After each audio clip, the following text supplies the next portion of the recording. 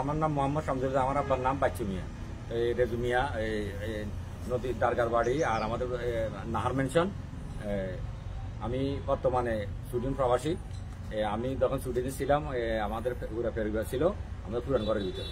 তো পুরান ঘরের ভিতরে ছিল যখন হে অনেক সময় আমার ছেলে সন্তানকে নির্যাতন অনেক নির্যাতন করতো।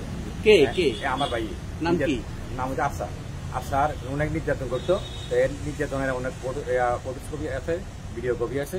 তো এগুলো যে নির্যাতন করছে এগুলো বাসা প্রকাশ করার মতো না। তো উনি এখন আমার ও ঘটনা পরে তাকে নিয়ে ওই আমার বড় ভাইয়ের ঘরে মানে দূর আছে, বড় ভাইকে ঠিক আছে যখন বেদা রয়েছে এখানে থাক। তো আমার বড় ভাই এখানে রয়েছে। আগে যে মানে যে ঘরটা ছিল ওইটা হেও বলছে নাকি এই ঘরটা দুজনের। তো এই দুজনের ঘর বলতে এখন হে আমাদেরকে না জানাইয়া ভিতরে ঘরে মানে আমাদের এদিকে আরো এটা 2 ভাগ হওয়ার কথা। তো হে 4 ভাগে 3 ভাগ জায়গা হে নিজে বুক দখল করে নিয়ে যাইতেছে। তো আমি যেটা করছি ওইটা হে সহ ছিল সবকিছু নিচেতন উঠছে আর ফাউন্ডেশন দেওয়া ঘর এটা। তো হে তখন অনেক কিছু বর্ণনা এখন প্রতিহিংসামূলক এগুলো আমার হয়রানি করতেছে। তো এইটার জন্য আমি একটা সুস্থ বিচার চাই। কি হয়রানি করতেছে আপনি? কি করছে উনি আমার ঘর করার জন্য এখানে চাইতেছে না, হয়রানি 140 করে গায়ে হাত তুলছে। তারপরে আমার সেন্টারিং উপরে সেন্টারিং সব ভাঙিয়ে ফেলতেছে।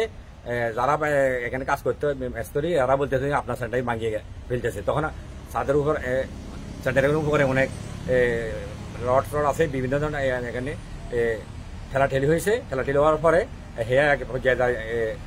গায়ে রক্ত মাখা নিয়ে আমাদের পুরান বাড়িতে গেছে, যাই এখানে সে করতেছে। আমার জ্যাঠটো ভাই নুরুলক যারা আছে একরাম সব বলতেছে আমার মারি শেষ এনে হেনে গিয়ে হাসপাতালে ভর্তি আছিল। পরে একটা মামলা দিছে। মামলা দেওয়ার পর আমরা এই মামলাটা আমাদের কাছে কবি আসছে। আসার পর আমরা এটা আমাদেরকে জামিনের জন্য আমরা ফেনে দিয়েছি। হ্যাঁ, জামিনের জন্য আমরা ফেনে গেছি। তারপর আমাদেরকে সাইবাই জামিন মঞ্জুর করছে। তো এরপর আবার এই 144 চালু করে দিয়েছি। আমি আইনি সহায়তা এখন পর্যন্ত আমি আগে অনেক কিছু জিডি করছি, আমি মামলা করিনি। তো এখন আইনি সহায়তা এখন আমাদেরকে কালকে আমাদের এগুলোই মিথ্যা মামলা এখন হয়রানি করতেছে। তারপরে এগুলো করতে যত কিছু শয়তানি সে অনেকগুলো আমাদের উপরে নির্যাতন করতেছে। আপনি যে জায়গায় ঘর করতেছেন এটা আপনার জায়গা না? হ্যাঁ, আমার জায়গা। হ্যাঁ, আমাদের আমার বাবার বাপ দিয়ে জায়গা। তারপরে হেটাতে আছে হে আমারটা, কিন্তু ওটাই আমি এজ মালিক ঘরের ভিতরে আমাদেরকে দৌড়াইছে। তো এখন হে এটা দখল করে আছে। এর দখল করে নিয়ে গেছে। এখন আমরা থাকার জন্য আমাদের জায়গা নেই। আমরা আপাতত আমার ভাই ওই আমি বাসা হিসাবে আমি ওখানে আছি। এইটা আমার বক্তব্য। আমাদের সাংবাদিক এখনো কিছু হয় নাই।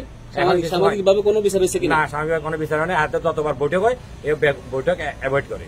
তো আজকে একটা বৈঠক করার কথা, এই বিকালের দিকে মেয়ে তো সবাই আসবে। তো হে কি করছে এর ভিতরে 144 চালু করেছে এই ঘরের নামে মামলা। স্থানীয় কাউন্সিলর জানাইছি 144 করে দিয়েছে। প্রথম আসলে একটা মীমাংসা করবো, মীমাংসাতে কিনা দিনে মীমাংসা আগে দিয়ে মামলা করে দিয়েছে। এখন আপনি কি চাইতেছেন? আমি এখন চাইতেছি আমার জায়গাটা আমি এই ঘরটা ওঠার সময় কোনো বাধা বিঘ্ন ঘটে নাই। এখন সে কেন বাধা বিঘ্ন ঘটবে? এটা প্রতিহিংসামূলক করতেছে, এগুলো আমার হয়রানি করতেছে। সে তার জায়গাতে সে বাপের দিকে জায়গাটা আছে ওখানে, কিন্তু ওখানে আমাদের হক আছে। ঘরটা আমরা 50 লাখ টাকা খরচ করি, ওই ঘরটা আমরা সবাই আমরা এটা দিচ্ছি আরো আগে। তাহলে ওইটাতে তো আমাদের হক আছে। তাহলে হে কেন আমার রোহিঙ্গার মতো বাসা না করলো? এটা আমার প্রশ্ন সবার কাছে। প্রবাসী হে আমার জন্য আমার সাথে এগুলো